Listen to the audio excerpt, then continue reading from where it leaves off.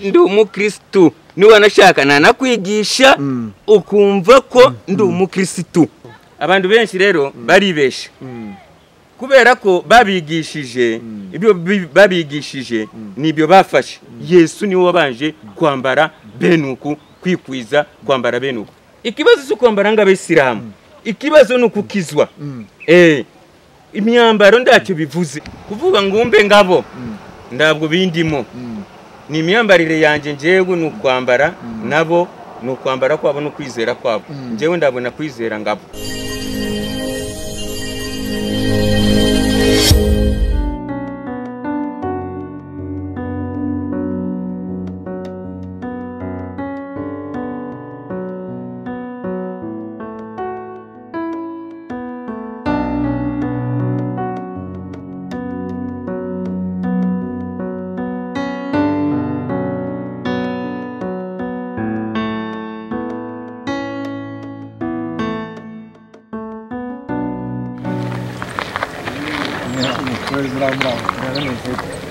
Amakuru ki neza nishimiye kubona bamwe twaganira se minota mikeya kubera iki nta kibazo kabisa murakoze cyane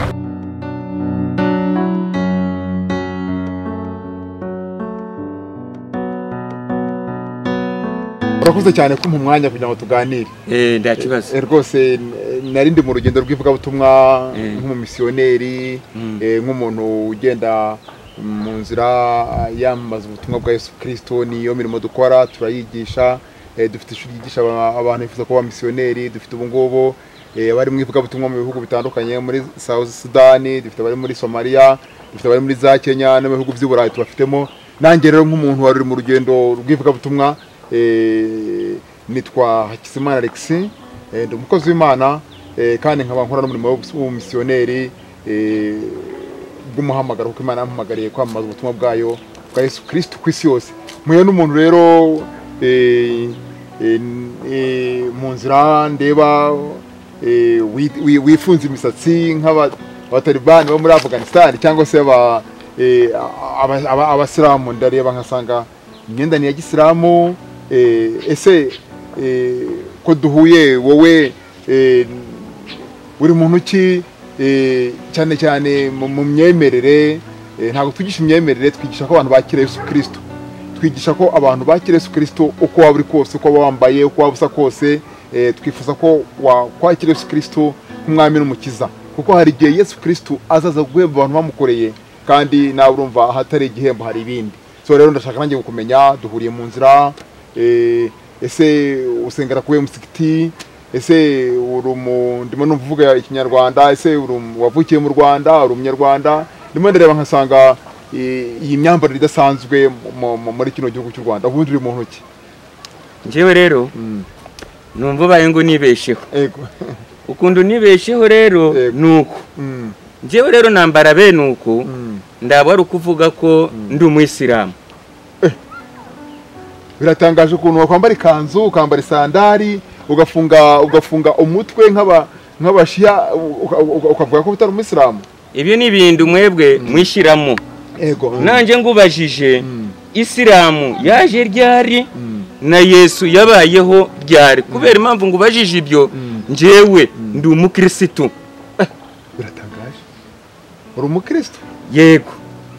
Wakiriye Yesu? Yego, ndi umukristo. None nshaka nakwigisha yewe. Nibyo kabisa. Wakiriye Yesu Kristo umwami n'umukiza mu mutima wawe? Kabisa, ibyo ngubwira nibyo. Ubu nagira ngo ndovye igifi kinini, nagira ngo mbonye umusilamu umpaye umwanya we, kumbi uri umukristo. Abantu benshi rero baribesha kubera ko babigishije ibyo babigishije nibyo bafashe. Ariko njewe ndi umukristo. Noneho Yesu we yabayeho Isilamu itaraza. Nawe yambaraga benuku na bene wabo bose bo yavukiyemo nuko bambaraga. Ariko noneho twebo batuzaniye idini, ndabwo batwigishije ibyo kwambara. Batwigishije ijambo ry'Imana kukizwa n'ibindi. Ariko ndabwo batwigishije ibyo kwambara. Isilamu yo izana kubigisha ibigisha no kwambara. Ariko Yesu niwe wabanje kwambara benuku, kwikwiza kwambara benuku. Hanyuma Isilamu nayo ifatiraho ubu tuvugana uri umukristo wambaye gutyo biracyantangaje. Ndi umukristo niba nashaka nanakwigisha ukumva ko ndi umukristo. Wamamaza ubutumwa bwa Yesu Kristo wambaye nk'uko abasilamu bambara nyene. Ubu rero njyewe ngenda namamaza Yesu Kristo. Ndimo ndareba ku mwenda handitseho ngo muvumiriye Yesu anakuja. Ntabwo nzi Igiswahili ariko se aya magambo aravuga ngo ikinde bambaye ku mwenda wawe hano ngo mu Kinyarwanda tugendekereje bishaka kuvuga ngo muhumure Yesu araje. Nuko bivuga aya magambo nuko avuga. Ubu ngubu wambaye gutya nk'abasilamu ariko urimo uragenda ubwira abantu ko muvumiriye Yesu anakuja. Yes. Arya ngo biravuga ngo mu Kinyarwanda muhumure Yesu araje. Urimo uragenda uhumuriza abantu ahantu hose unyuze ubabwira ko Yesu agiye kuza kandi wambaye nk'abasilamu. Ikibazo cyo kwambara nk'abasilamu ikibazo ni ukukizwa. Imyambaro ndacyo bivuze. Iyo uri mu nzira wambaye gutya nk'umuntu utasomye kuri uyu mwenda wawe ni bihe byiza uhuriramo n'abantu mu nzira. Ese nta bakristo batagusuhuza ngo bavuge ngo Yesu ashimwe kuko batekereza ko uri umusilamu, cyangwa se nta basilamu bazavuga ngo salamu aleikum wenda ugasanga mbese ni uburyo bwiza. Niyo mpamvu wafashe imyanzuro yo kwambara gutya. Njyewe rero kugira ngo nambare bene uko ibisanzwe nambaraga ikanzu bisanzwe, ariko corona virusi ho yaziye none ngumva abantu bavuga ko tukwiriye kuzaza tujya kuri moto ukashiraho akatambaro none ukagira n'akafukamunwa. None njyewe akazi kanje ngora bisaba ko buri munsi akafukamunwa uzamura. None njyewe mu bwenge bwanje mvuga ko nigira inama ndavuga ati noneho reka nzaza nshiraho ikitambaro n'ubundi mfashe moto ndabwo nafata ikindi kitambaro n'akafukamunwa ngazaza mfunga bene uko ngagenda. Ubu njyewe ndafunga mfungura ariko nageze mu rugo. Nuko bimeze rero niyo mpamvu mu nzira ugenda ubona reaction z'abantu bameze bata abantu ntago wenda bavuga ngo n'umusilamu uri convaincre cyane ugasanga wenda nk'abantu bakuze ntibabatekereza no kuba baragiye mu basilamu wenda ubukristo ko baraburetse kubera ukuntu wambaye nkabo. Urakoze cyane.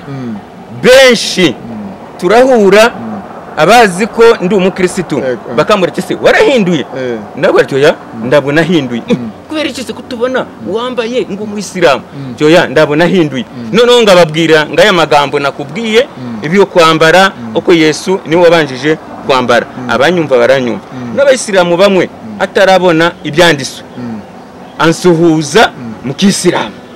Mbese iyo uhuye n'umuntu w'umuyisilamu ahita avuga ngo salamu aleikum aransuhuza mu kisilamu. None iyo amaze gusuhuza mu kisilamu ubigenza gute? Umusubiza nawe mu kisilamu ngo abasilamu basuhuzanya cyangwa se umubwira ko wakiriye Yesu ugaprofita ukazi mbese ugahita ubona umwanya wo guhita umubwira inkuru za Yesu? Bije ndabona kubeshaho bije harikiye namusuhuza ngo eti muraho ibintu ngibyo we akacyabona ko njyewe ndabundi umuyisilamu akabaragiye nanjye ngabandagiye. Ariko tumenyeranye harikiye binzamo namusubiza ngo ko abayisilamu ngo ari kumusalamu ngamusubiza. Noneho ugahita uboneraho umwanya wo kumubwira ko nubwo umushubije nk'umuyisilamu ariko utari umuyisilamu umubwiye bene uko uri buze kubyumva yabyumva kirese umumenyeranye. Uwo mutamenyeranye aca kubona nabi aca yumva nabi akaca nakwanga. Akwangira iki ubwo? Aca avuga ko ndabura umuyisilamu kandi wambaye nkabo wambaye ngabo kugira ngo ujijishe. Bitewe ngo ko babigisha we aca yumva ko mutari kumwe. Nta ngora ry'uhura nazo mu nzira wenda nk'abantu wenda ugasanga kurebye nabi wenda akubwiye nabi kubera ko utekereza ko uri umuyisilamu mugenzi we noneho bigatuma utaho babaye ugasanga wenda bibabaje umutima wawe mu rugo urakaye. Ndabona babeshera ndamuntu urambwira nabi. Ntabwo bakubwira nabi. Ndawe arandeba gusa cyangwa ngaho mu mugongo noneho akabisoma akabona uyu ndabwo ari muyisilamu mugenzi wawe. Ntabwo musalamu mugenzi wawe. Ariko wapi bwo kuvuga ngo wambwiye nabi ndabwo arambwira nabi. Ntabwo bizatuma ukunda ubuyisilamu kubera ko ukunda kwambara nkabo wenda ugasanga bitumye nawe bawe kuvuga ngo umbe ngabo ndabwo bindimo.